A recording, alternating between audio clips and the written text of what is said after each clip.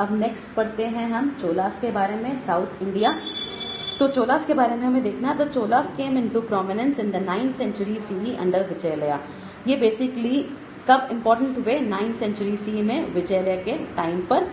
Who conquered Tanjore by defeating the Pallavas, क्योंकि इन्होंने तंजौर में पल्लवास को हरा के तंजौर अपने कब्जे में कर लिया था। अब हम देखते हैं इंपॉर्टेंट चोला रूलर्स कौन से हैं और इनके कॉन्ट्रीब्यूशंस क्या क्या हैं। तो सबसे पहले इंपॉर्टेंट जो चोला रूलर हैं आपके हैं वो राजा फर्स्ट, जिनको मुमादी चोला देवा या फिर चोला मारतंडा भी कहा जाता है, subjugated the Cheras. He overran the eastern Cholukya kingdom of Vengi and also captured the islands of Lakshadweep and Maldives. इन्होंने चौलुक्या किंगडम जो वेंगी का था उसको अपने कब्जे में करा। उसके बाद जो लक्षद्वीप आइलैंड है और मालदीव जो हमारा पड़ोसी देश है उसको भी कब्जे में लिया। फिर राजेंद्र फर्स्ट है transform the Chola kingdom into the mightiest kingdom in India by the middle of the 11th century.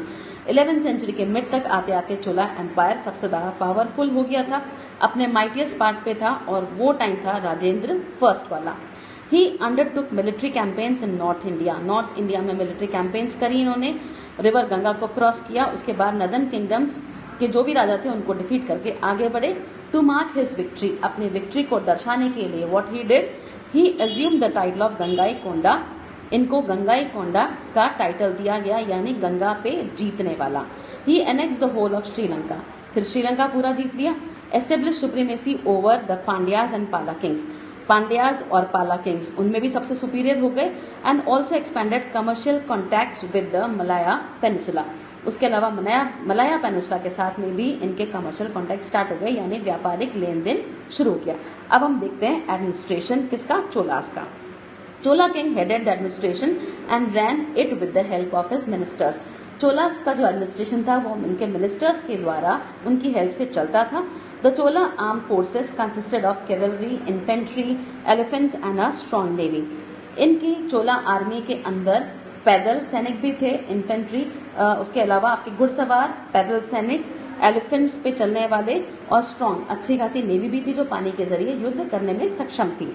The Chola empire was divided into mandalams. अब चोला एम्पायर को जो प्रोविंसेस में डिवाइड कर रखा था उसको बोलते हैं मंडलम।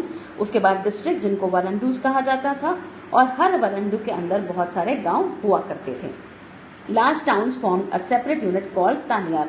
जो बड़े बड़े टाउन थे उनको मिलाकर तानियार बनता था। उसके बाद the system of local self government was well developed. एक लोकल सेल्फ गवर्नमेंट का भी सिस्टम बना रखा था, यानी जैसे अभी वो म्यूनिसिपैलिटी सिस्टम है हमारा, पंचायती राज वगैरह होता है वैसे। The administrative work was carried out with the help of village assembly such as ur, sabha and नगरम। जो भी एडमिनिस्ट्रेटिव वर्क होता था गांव के अंदर वो उर, सभा और नगरम ऐसी असेंबलीज होती थी, उनके द्वारा चलाया जाता था। और जो कॉमन विलेज असेंबली उन लोगों की होती थी, यानी जो विलेजर्स हैं।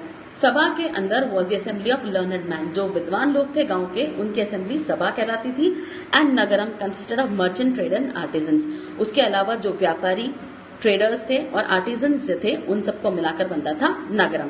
फिर details of the functioning of village assemblies are provided in the Uttaramerur temple inscription of 919 and 921 CE. Uttaramerur temple की जो इंस्क्रिप्शन है वहां पर आपको काफी डिटेल्स मिल जाएंगी विलेज असेंबलीज के बारे में। Inscription from this period mention very lenient punishment for offences such as theft and forgery. उसके अलावा इसी इंस्क्रिप्शन पे आपको डिटेल मिलेगी कि यहाँ पर अगर कोई किसी ने चोरी चकारी करी, किसी को बेवकूफ बनाया, तो उसके लिए इनको हल्की फुल्की पनिशमेंट्स भी दी जाती थी। अब इसके बाद हम देखते हैं इकोनॉमिक कंडीशंस।